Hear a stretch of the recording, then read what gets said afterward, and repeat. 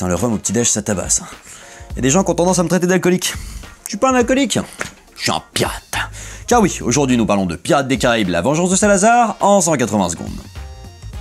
Réalisé par Joachim Ronning et Espen Sandberg, sorti le 24 mai 2017, de retour en mer, Jack Sparrow se met en recherche du trident de Poséidon, un artefact magique pouvant le protéger du courroux d'un ennemi de jeunesse maudit, le capitaine Salazar.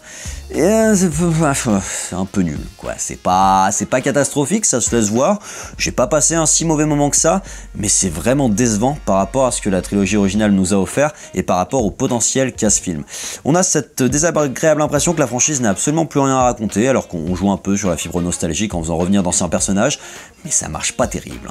Ça se suit, l'univers est joli, et puis les films de pirates se font rares, donc ça s'apprécie, mais ça s'apprécie à défaut d'avoir mieux, et moi j'aurais bien aimé avoir mieux, en fait.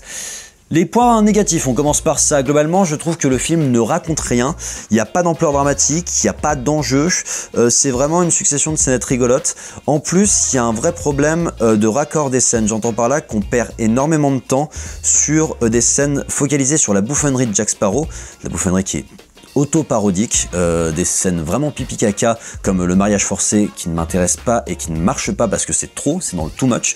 Et sinon il y a énormément de scènes aussi de gros effets spéciaux magnifiques qui fonctionnent très bien en termes de scènes seules, sauf qu'elles se marient très mal avec la narration. En fait on a des scènes qui sont vraiment exemptes de la narration de base et du coup on n'a pas l'impression qu'on nous construit une histoire construite, en fait, cohérente, mais plutôt qu'on a plein de petites scènes et que le réal a été obligé de raccorder ces scènes de bande-annonce avec un scénario cousu de fil blanc qui manque de cohérence, parce que ce scénario, qui a pourtant un gros potentiel, notamment sur son méchant, il a des vrais soucis de limites. J'entends pas là que la diégèse, l'univers, les règles de l'univers sont complètement pétées, qu'on comprend pas tout, d'où vient la malédiction, le pourquoi du comment le méchant se découvre un pouvoir à la fin du film, on dit mais pourquoi maintenant? La présence du trident qui est encore plus mieux que la malédiction d'avant dont on nous a jamais parlé. Enfin, je trouve qu'en fait il aurait fallu que certaines choses soient intronisées dans la trilogie originale ou dans les précédents films pour qu'on y croie. Là, qu'on n'ait jamais entendu parler du trident de la mer qui a le pouvoir de tout l'océan, ça paraît complètement pété, quoi.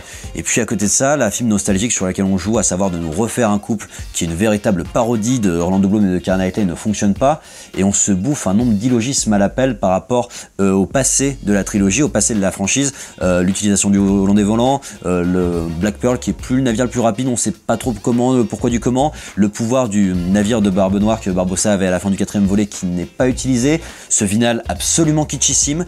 C'est bien dommage parce que le film a quand même des qualités. J'entends par là que Johnny Depp, malgré son rôle autoparodique, est toujours très juste. Le flashback sur sa jeunesse, disait dans la bande-annonce, c'est très bien. Javier Bardem est énorme, mais il est pas assez développé. Que Barbossa est toujours là pour sauver les meubles. Que les FX sont au top. Que l'univers est graphiquement très cohérent. Qu'il y a des plans vraiment cool. Et qu'il y a un vrai potentiel, mais ce potentiel-là est gâché. Et c'est vraiment dommage parce que le 4e était une vraie déception. Celui-là est un peu moins une déception parce que le 4e avait déjà déçu avant. Mais que la saga a encore, je pense, beaucoup à nous offrir. Et top. Voilà, j'espère que le 6e volet sera un petit peu mieux, même si ce qu'on utilise à la fin est pas forcément des plus réjouissants, parce qu'il y a une scène post-générique. Ça vaut pas forcément le coup d'attendre, je vous le cache pas. Je vous invite à liker, commenter, vous abonner, et je vous donne rendez-vous sur la page YouTube de Popcast pour d'autres critiques ciné en 180 secondes.